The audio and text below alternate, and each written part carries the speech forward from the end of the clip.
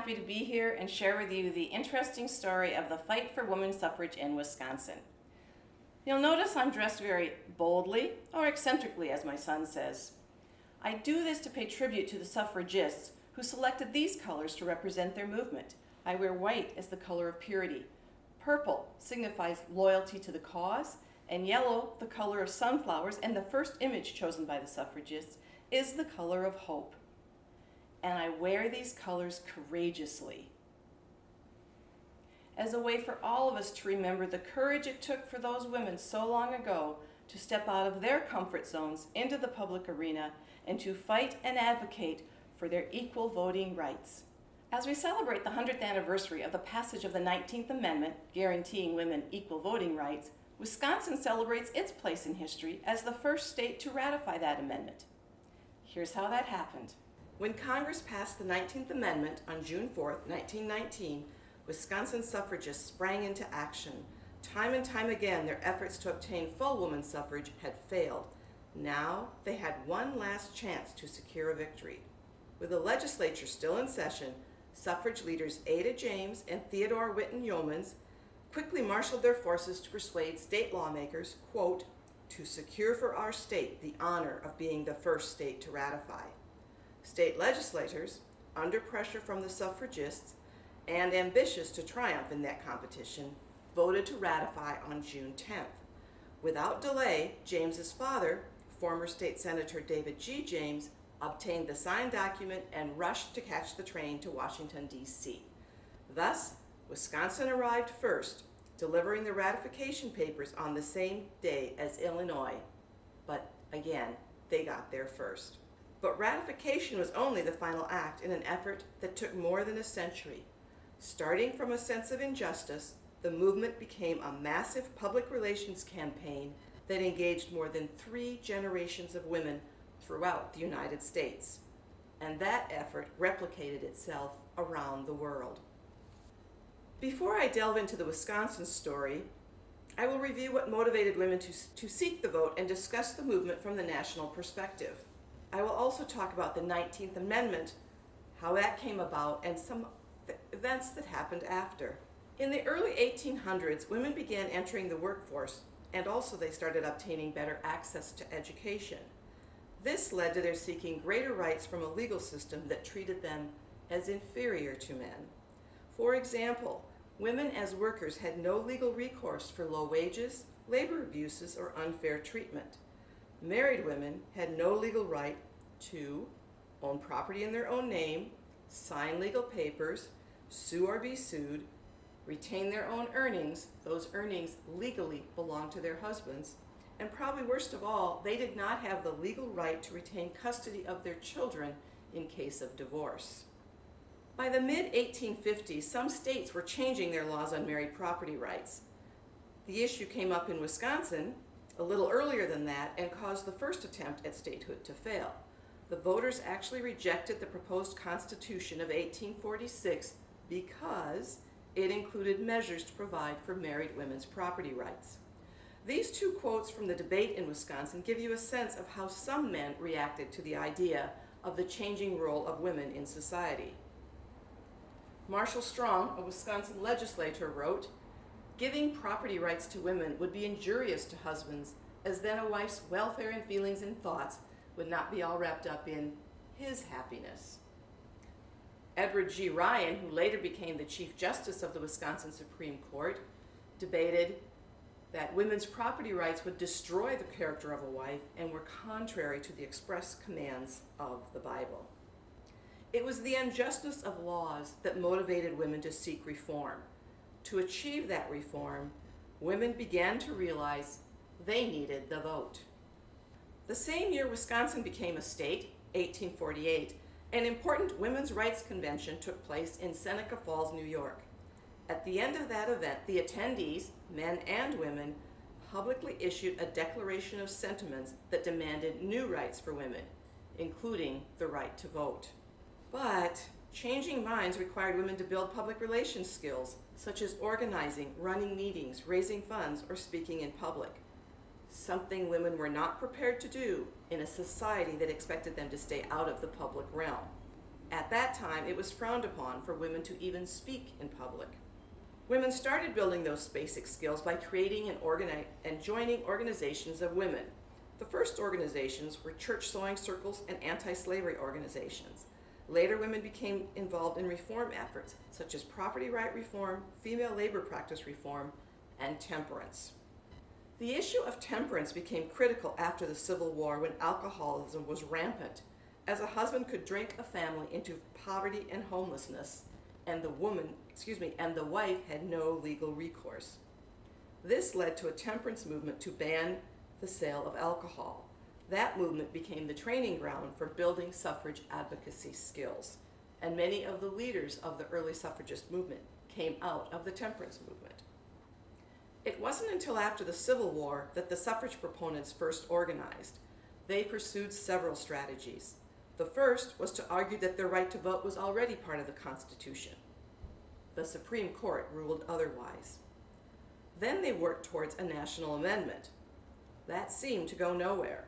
So they turned to the states, trying to pass constitutional amendments in individual states where they did have some success. In some of the states, women believed that some voting rights were better than none, so they worked towards partial voting rights, the right to vote in certain elections, such as school or city elections. Who were those suffragists? Most accounts of that history focus on the middle-class white Protestant women of the National American Association of Women's Suffrage, run for many years by Susan B. Anthony in New York and later by a Wisconsin native, Carrie Chapman Catt. Men were also active in the movement. In addition, there is a rich history of Black women, Hispanic women, and indigenous women working in an organized fashion for universal suffrage. And they were not always welcome to participate with the white suffragists. I encourage you to pursue and explore that part of the history of women's suffrage. Rather than focus on prominent individuals and organizations, though, I will review legislatively significant events that helped this movement progress. I'll be showing this timeline several times throughout my presentation, so it's a good time now to get familiar with the layout. As you'll notice, it is blocked off in decades, starting with 1840 and ending in 1920. It starts with the 1848, when two significant events happened: the Women's Rights Convention in Seneca Falls, and Wisconsin became a state. Most of the activity is bookended by the Civil War in the early 1860s and World War I that ended in 1918. And of course, women were voting in 1920 due to the ratification of the 19th Amendment. The first organized efforts occurred at the end of the Civil War during the debates on Reconstruction amendments, those amendments that emancipated the slaves, gave all citizens equal protection under the law, and expanded voting rights. Women organized to promote women's suffrage as part of the 15th Amendment. They failed when that amendment on voting rights excluded them by using the word male. They did at that time actually have a senator who introduced a women's suffrage amendment, but it went nowhere. Then they tried to use the 14th Amendment's equal protection under the law and citizenship clauses to argue that women had already had a right to vote under the Constitution. They lost their case in a unanimous opinion in 1872 when the Supreme Court ruled that suffrage was not coextensive with citizenship. Remember that. In 1872, the Supreme Court said suffrage and citizenship were not coextensive. So the suffragist works to change the Constitution. In 1878, the Anthony Amendment was proposed. This amendment for women's suffrage, the verbiage was written by Susan B. Anthony, and it is those words that were introduced in 1878 that are today enshrined in our Constitution. I want you to think for a minute or guess, when was the first time both houses of Congress actually voted on the Anthony Amendment? How long did it take before the issue actually came to a vote in both houses of Congress in the same session? Well, if you guessed 1914, you would have been right. And then it was only a few years later that the 19th Amendment passes Congress.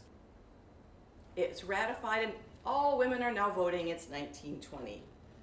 Well, not really, because many minority communities still found themselves blocked from the ballot box. Some states used Jim Crow laws to prevent black women and poor Spanish American women from voting, and American Indians could not vote because they were not even citizens until 1924. Not until the Voting Rights Act of 1965 did voting opportunities improve for minority communities. So there's been a lot of dates on here, but what I want you to take away from this is that it took a long time from wanting the vote to getting the vote, and even then, not every woman could vote. As the effort to change the U.S. Constitution ran out of steam, women turned their attention to state and territorial legislatures. The first event happened in 1867, where they tried to amend the Kansas Constitution. It failed. But surprisingly, in 1869, the territory of Wyoming enfranchised their women. Now, it was easier for a territory than a state because territories don't have constitutions, and all it took was a vote by their legislature and a signature of their governor. Soon after Wyoming, Utah followed, and interestingly, it was a woman in Utah who was the first woman with full suffrage to vote in this country because their election was first.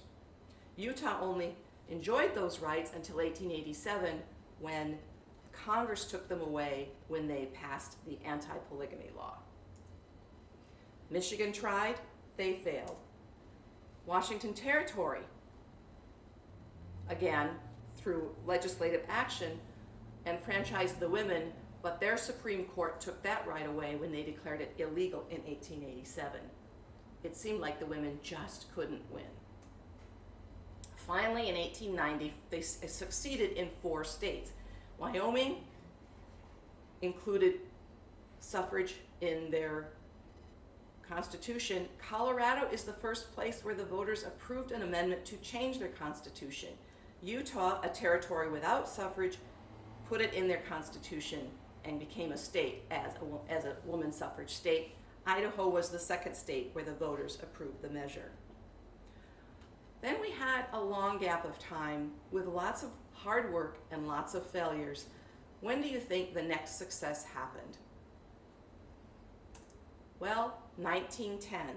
And then a lot of them happened right after each other. Between 1910 and 1917, 8 states changed their constitutions, and the territory of Alaska passed woman suffrage. An interesting thing happened during that time is that the first woman was seated in the United States House of Representatives, Jeanette Rankin of Montana. A peace activist, Rankin is the only congressperson to vote against both the First and the Second World War. And she was voting in Congress long before many women could vote at all. Finally, in 1918, the last time there were state amendment campaigns, 3 states won: South Dakota, Michigan, and Oklahoma. So the key takeaway from this slide, with all of its detail, is that there was lots of effort in lots of states, and there were a number of unsuccessful legislative votes and amendments. There were at least 32 failed amendment campaigns before 1916, and this work was done not just by Susan B. Anthony, it was done by thousands of grassroots women of all races who were writing, speaking, and organizing to persuade the male voters to make them voters. And finally, it was ratified and women could vote. Women were eager for any chance to go to the ballot box and cast their vote. Although not part of the national strategy, grassroots women pursued different types of partial suffrage, that is, the ability to vote on specific matters. They succeeded in a majority of states. One of the benefits was that women started winning elections. Presidential suffrage was a clever strategic ploy.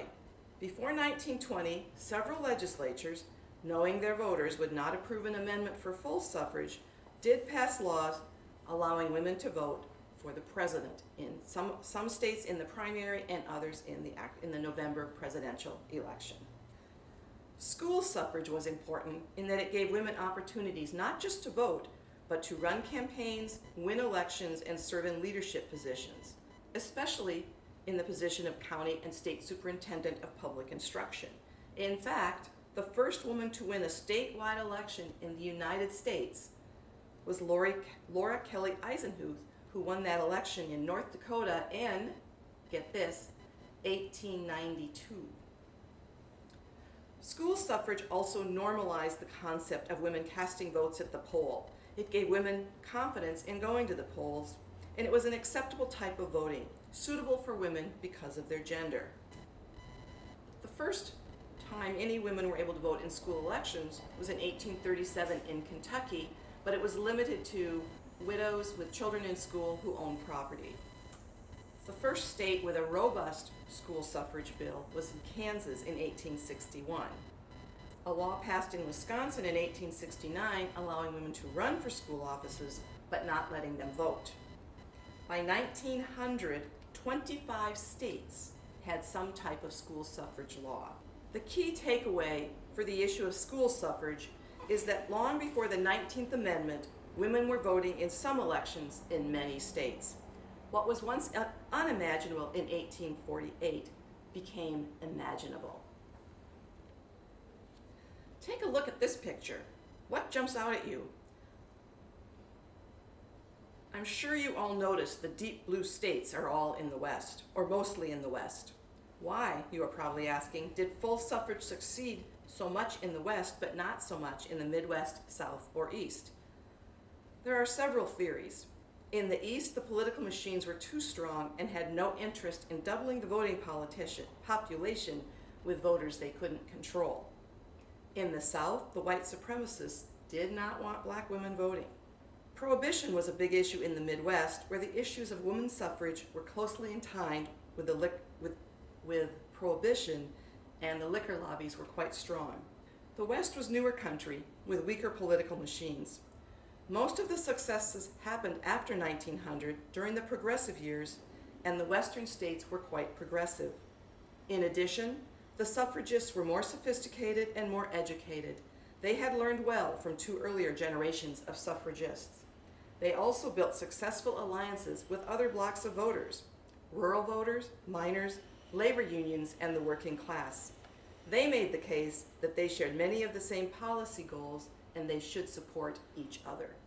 There are two key takeaways from this slide. First, most women had gained partial voting rights before the 19th Amendment. Only 8 states failed to provide women any type of suffrage. Second, just before the 19th Amendment passed, 15 million women in 32 states could vote for president. Politicians realized women's suffrage was inevitable. In order to sway society, movements need to construct winning arguments. Many of those arguments reflected different viewpoints on the role of women in society in the suffrage movement. Proponents believed women had a role to play in the public sphere. Women's civil engagement in reform efforts gave them a public role, and the vote would let them use their voices in making public policy.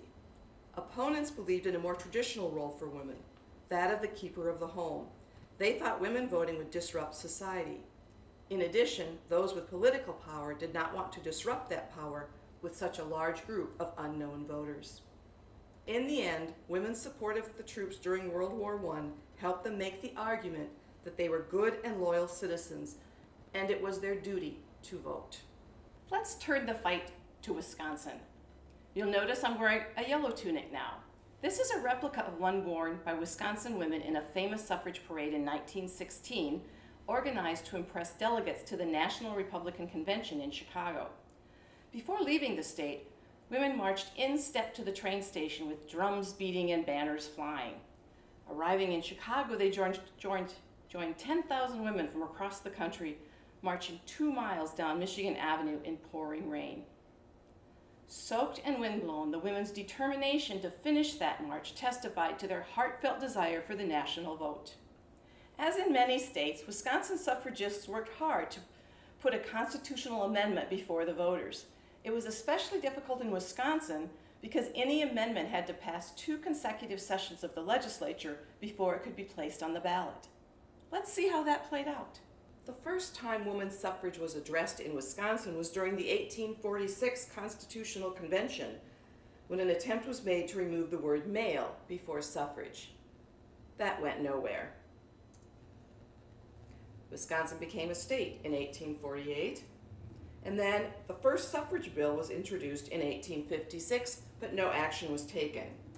Little more success happened in 1867 when it passed both houses, but again, it needed to pass in 2 sessions and it failed in 1869.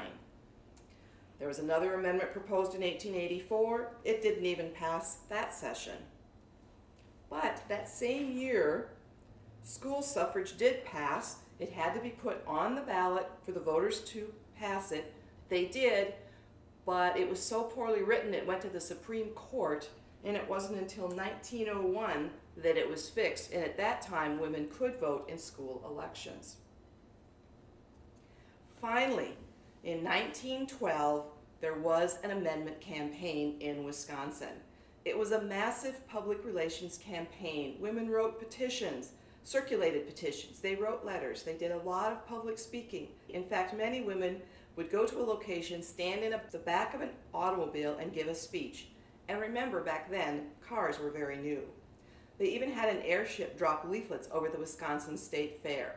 They tried everything to convince the voters, the male voters, to add them to the voting populace. Unfortunately, they lost by they only got 37% of the vote, but they lost because of feuding suffrage organizations, backroom politics, and very strong opposition from brewers and from people of German heritage. Some of the chicanery that happened during that particular election was that they required the ballot to be pink. And then in districts where they expected women to actually gain a strong support, they sometimes sent white ballots, sometimes not enough ballots, and sometimes no ballots at all. A very disappointing election for the women. They tried again in 1913, but in that one the governor vetoed it. And then in 1915, 3 bills were submitted, one for full suffrage, one for municipal, and another for presidential. All 3 failed. In addition, a very mean-spirited legislature also made school offices appointive, meaning that they took away what little voting power women had. Finally, in 1919, likely with different legislators, they passed presidential suffrage. And Wisconsin women were able to vote after the 19th Amendment was ratified. So the key takeaway in terms of the legislative events that happened in Wisconsin is that women in this state worked hard for decades, but ultimately they had to wait for Congress to take action. Who were the women who worked so hard to enfranchise Wisconsin women? Well, in Wisconsin, it was women's organizations that led the suffrage movement. And I will review some of those organizations and some of the more prominent Wisconsin leaders. Some of those were national leaders. The oldest and most continuous female organization in the world was established in 1874 in Ohio as a crusade against the abuse of alcohol, the Women's Christian Temperance Union. It was most active in Wisconsin in the 1870s and served as a training ground for female activists and leaders. Frances E. Willard, a native of Janesville, led the national organization for 19 years, starting in 1879, and she ran the organization from Chicago. In Wisconsin, the WCTU had a maximum at one time of 4,000 members. The suffrage organization was called the Wisconsin Women's Suffrage Association. It was never very strong or very large. In fact, the membership in the 1890s declined to about 70. The first time it organized was 1869, then it went dormant and came alive again in 1882. Both times their president was Dr. Laura Ross Walcott of Milwaukee. Dr. Walcott was the 3rd woman to earn a medical degree in the United States. Later, the president was Reverend Olympia Brown of Racine. She also happened to be the first female ordained minister in the United States. She was a nationally known speaker and one of the very few first-generation suffragists to live long enough to vote. She voted for the first time at the age of 85. Most of Wisconsin's foot soldiers and leaders came from the women's club movement. Women had been organizing in local clubs for many purposes: literary, education, civic reform, etc. And in 1890, the National General Federation of Women's Clubs began organizing them all under one umbrella. Wisconsin's federation organized in 1896. One active clubwoman and suffragist was Belle LaFollette, the first female in Wisconsin to earn a law degree. She successfully encouraged her husband, Governor Robert LaFollette, to support many of the clubwomen's reform efforts. Theodore Whitten Yeomans of Waukesha played several important roles in the suffrage movement as journalist, clubwoman, and the final leader of the suffrage organization.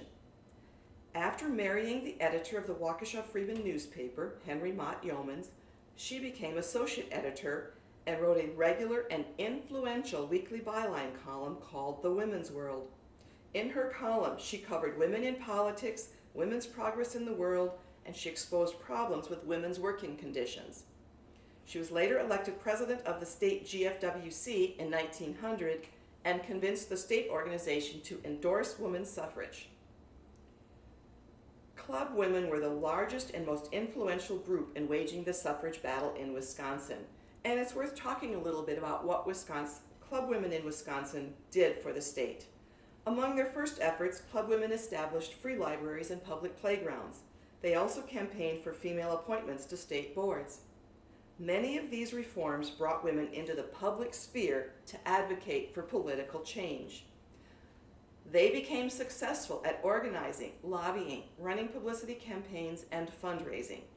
Not surprising, when politicians failed to endorse their reforms, they realized they needed the vote. While not all club women endorsed suffrage, many of the members and most of the leaders did. Club women's organizational might and fervor throughout the state made them a formidable presence in state politics, sometimes using that influence to make and unmake laws. Consider how frustrating it must have been for women working actively for reform to not have the right to address their causes through the ballot box and to be dependent upon male voters to support their causes. In 1910, there were more than 7,000 members in the state of Wisconsin. So in conclusion, about Wisconsin women leading. In Wisconsin, the women's clubs played the most active and significant political role in advocating for social reform and suffrage, and their organization is still active today. There's one final organization that was created in 1911 to promote the suffrage cause, and that was the Political Equality League. In 1911, suffragists broke away from the Wisconsin Women's Suffrage Association to create their own group. Ada James of Richland established the Political Equality League. Her mother had been an active suffragist, and her father delivered the ratification papers in 1919. James and other suffrage proponents were frustrated with Brown's leadership. The younger generation believed the movement needed publicity, while Reverend Brown, the leader of the Wisconsin Women's Suffrage Association, felt publicity hurt the cause. In addition, Brown was often speaking out of state and not busy running the organization. It had become very weak, with less than 50 members by 1911. The dissension between these two groups did not help the cause and was part of the reason for the devastating loss of the amendment campaign in 1912. Jessie J. Hooper of Oshkosh was strong on leading legal reform efforts and also a popular speaker throughout the state. She ran for the United States Senate in 1922 and was the first president of the Wisconsin League of Women Voters. In 1914, the two state suffrage organizations merged and Yeomans was elected president. She moved the headquarters to Waukesha and focused the state suffragist efforts on staying motivated until they could push for ratification of the National Amendment. They knew it would happen soon. The fight for suffrage in Wisconsin faced a powerful enemy among the liquor lobby. Early suffrage movements were closely tied to temperance, and the liquor interests equated suffrage with prohibition, as did many of the voters. The liquor lobby funded anti-suffrage campaigns and paid female speakers to cross the state giving anti-suffrage speeches. Also, the German-American Alliance opposed suffrage because they saw temperance as an assault on their way of life. With 4/5 of the state residents of German heritage, this presented a high barrier for women's suffrage. Here are some copy from some anti-suffrage literature. Give the ballot to women and industry goes to smash. Danger, women's suffrage would double the irresponsible vote. It is a menace to the home, men's employment, and all business. Suffrage was really a road too far for Wisconsin, a state economically reliant upon farmers, brewers, and beer consumers, especially those of German heritage. Wisconsin women had to wait for Congress to take action on the 19th Amendment in order to enjoy their full suffrage rights. 1918, Prohibition passed, and that silenced the strongest opposition. Presidential suffrage was a clever strategic ploy to build critical mass and put pressure on Congress. By 1919, enough states had given women full suffrage or presidential suffrage to constitute a majority in the Electoral College. That meant that a majority of members in Congress now had female constituents with voting privileges, and their votes could affect the results of presidential elections and likely local elections. Politicians saw the writing on the wall and did not want to be on the wrong side of history. President Wilson called a special session of Congress, which quickly passed the amendment. And then Wisconsin earned its place in history by being the first state to ratify in June, and Tennessee was the last, 14 months later. Finally, 72 years after the Seneca Falls Convention on Women's Rights, women could vote as equal citizens. After the passage of the 19th Amendment, the suffragists transitioned themselves to the Nonpartisan League of Women Voters. That organization was committed to educating the new voters, to encouraging women to vote, and to protecting voting rights, and they are still a very active organization today. In 1920, not everyone enjoyed their equal rights as citizens. Here's how that unfolded over the last century. Under the Expatriation Act of 1907, women who were American citizens lost that citizenship when they married a foreign national. That law was repealed in 1922. Then in 1923, the Equal Rights Amendment, guaranteeing equal legal rights for all American citizens regardless of sex, was proposed for the first time. As I mentioned earlier, American Indians did not become citizens until 1924, and even then, several states continued to pass laws restricting their ability to vote. Black Americans and other minorities did not gain meaningful voting rights until the 1964 ratification of the 24th Amendment outlawing poll taxes, followed by the passage of the Voting Rights Act of 1965. And don't forget the adding of more voters to the electorate with the 26th Amendment, which reduced the minimum age to 18. That same year, in 1971, the Equal Rights Amendment passed Congress, but has still not been ratified. And today, 100 years later, we are still debating voting rights, who should vote and how. But that's another conversation for a different day. This year, 2020, we are celebrating the century anniversary of a magnificent achievement that required an immense amount of effort. The campaign for women's suffrage was a massive, multi-generational public relations campaign, started by women with inferior legal rights and with few public and organizing skills. It was waged in every state against powerful and well-funded opponents who would not concede women's right to be treated equally. As Theodora Whitten Yeoman wrote, "The careless world will probably continue to think that women's suffrage just happened, that it was in the air. But we know that the changes in the opinions of society which made it possible are the result of ceaseless, unremitting toil." I present to you the 19th Amendment, a significant milestone for our country and its promise of equal justice for all.